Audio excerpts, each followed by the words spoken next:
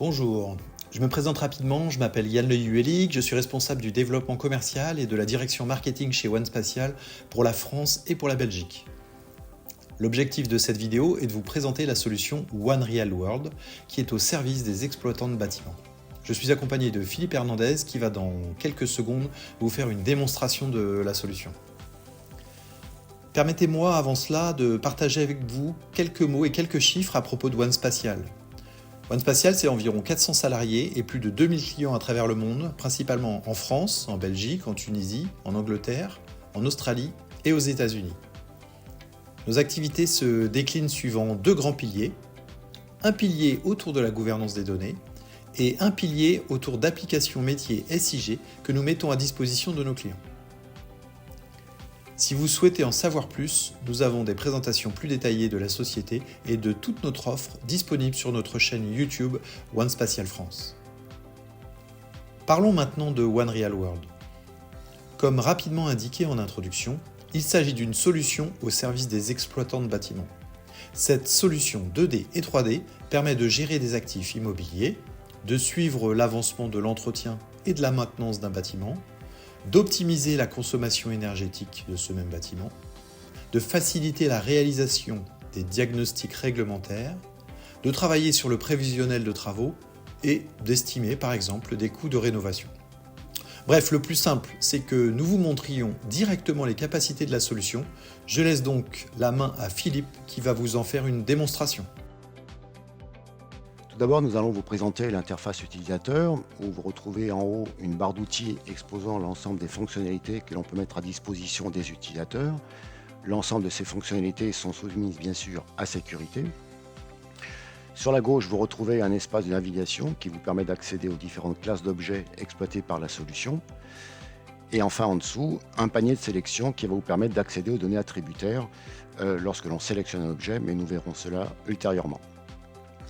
À droite, vous avez une fonctionnalité de recherche qui vous permet entre autres de vous localiser sur une adresse postale, mais possiblement aussi rechercher un bâtiment. Nous allons nous localiser sur la rue du Thau, à Paris, par exemple. Et donc l'on constate à ce niveau-là que d'autres données apparaissent, comme effectivement l'emprise d'un site ou d'un bâtiment.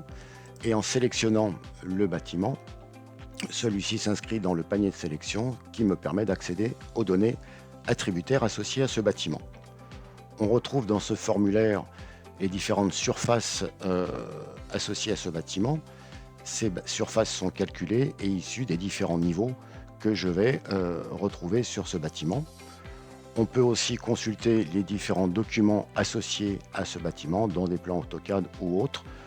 À ce stade de ma consultation, je peux consulter aussi les plans de niveau si ceux-ci sont géoréférencés, mais je peux aussi accéder à mes plans de niveau via l'arborescence FM dans le cas où je n'ai pas de plan de niveau géoréférencé. Donc dans cette arborescence, je retrouve l'ensemble des sites, éventuellement des bâtiments que je retrouve sur le site et sur un bâtiment, les différents niveaux associés à ce bâtiment. Dans l'exemple, je vais me localiser sur le plan de niveau 1 du bâtiment du Thau et accéder directement à ce plan de niveau. Vous constaterez à cette échelle la qualité de restitution des données qui est proche d'un plan AutoCAD. Et comme dans ma vue géographique, en sélectionnant une surface, je peux accéder aux données attributaires associées à ce local, avec bien sûr les données propres au local, comme le revêtement de sol, les classes de local, les services qui utilisent ce local, les différentes typologies de locaux, comme ici un bureau, mais bien sûr aussi les occupants que l'on retrouve dans ce local à travers les différentes positions de travail que l'on a dans ce local, et éventuellement le mobilier que j'ai dans ce local. À travers les différentes données attributaires que j'ai pu renseigner sur mes différentes surfaces, j'ai la possibilité d'activer différentes thématiques, mettant effectivement en lumière les différentes occupations et typologies de surface par exemple, comme ici, une thématique sur la classe de local. Ces thématiques sont bien sûr calculées dynamiquement en fonction des données attributaires que je retrouve dans ma base de données. Je peux aussi également imprimer des plans. Nous mettons à disposition un certain nombre de gabarits auprès des utilisateurs. Ces gabarits sont bien sûr personnalisables. Je peux choisir mon format de sortie, PDF ou image, si je veux intégrer ce document dans un document propre. Choisir éventuellement un titre, présentation par exemple, modifier ou pas la légende et lancer l'impression de ce document. À ce stade, vous constatez que je retrouve la légende à droite avec ma thématique que j'avais activée précédemment et je peux ensuite enregistrer ce document en local ou éventuellement l'imprimer directement et ici avec une sortie au format PDF. Je peux aussi rechercher un occupant pour me positionner directement sur son poste de travail, mais je peux soit le faire depuis le plan de niveau, mais ce qui peut être intéressant, c'est de le faire aussi directement depuis la vue géographique. Donc ici, je vais lister l'ensemble des documents présents dans ma base de données. Je peux bien sûr filtrer pour rechercher un occupant en particulier. Ici, Hernandez, par exemple, je vais appliquer. Je peux consulter ces informations. Je vois qu'il est sur le site Descartes, bâtiment Clopin, premier étage. Et donc, à partir de là, je peux directement me localiser sur sa position de travail, sur le bon plan de niveau. Et le système me met en évidence et en surbrillance ce poste de travail qui me permet de, bien sûr, constater que je suis bien sur la bonne position de travail à ce niveau-là.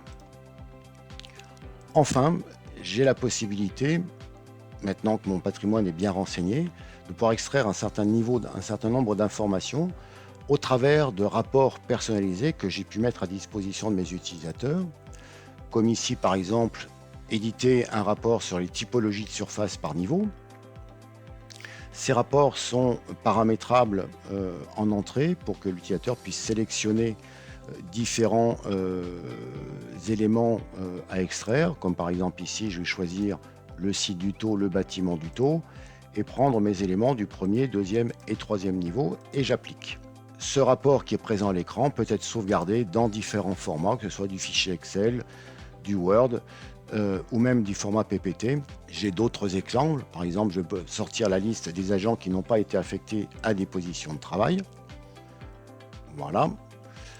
Ou éventuellement pour mettre en évidence les surfaces utilisées par différents services. Je peux sélectionner ici les services par site et bâtiment, donc choisir mon site, éventuellement ensuite le ou les bâtiments concernés par ce site, pour ensuite éditer ce rapport avec bien sûr ici les différents services ou entités administratives, les surfaces occupées par ces services, avec le nombre de personnes, les ratios par bureau, etc., etc.